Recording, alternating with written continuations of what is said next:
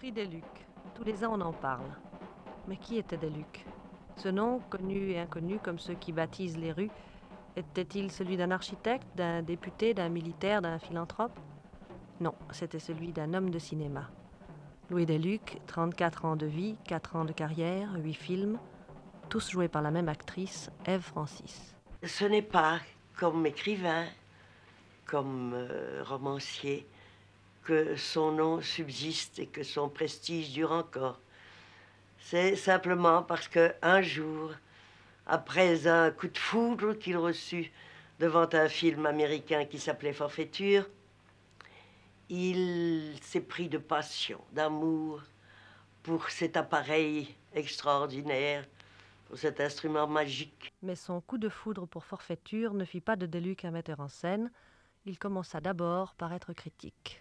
Oui, il a obtenu la place de critique cinématographique dans une revue de son ami Henri Diamant-Berger qui s'appelait Le Film. À cette époque, les cinéromans submergeaient les écrans. Il les détestait.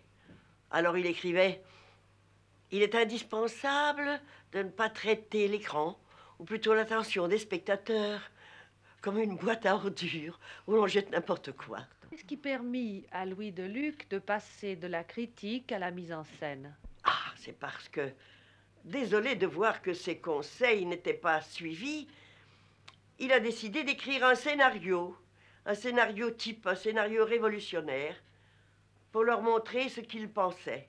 Comment était-il physiquement? Comment se comportait-il?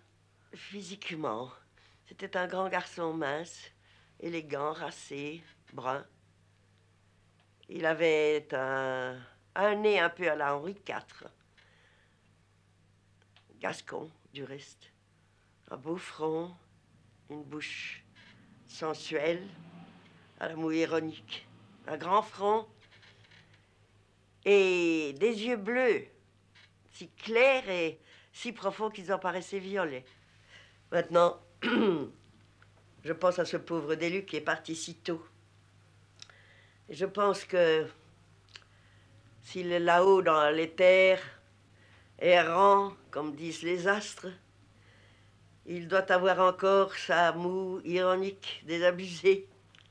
Mais s'il se penche et qu'il voit au seuil des kiosques et des cinémas le fatras de publications, d'affiches sur les vedettes, les stars et les films d'à présent, il doit bien rire, car toutes ses prédictions les plus folles ont été dépassées.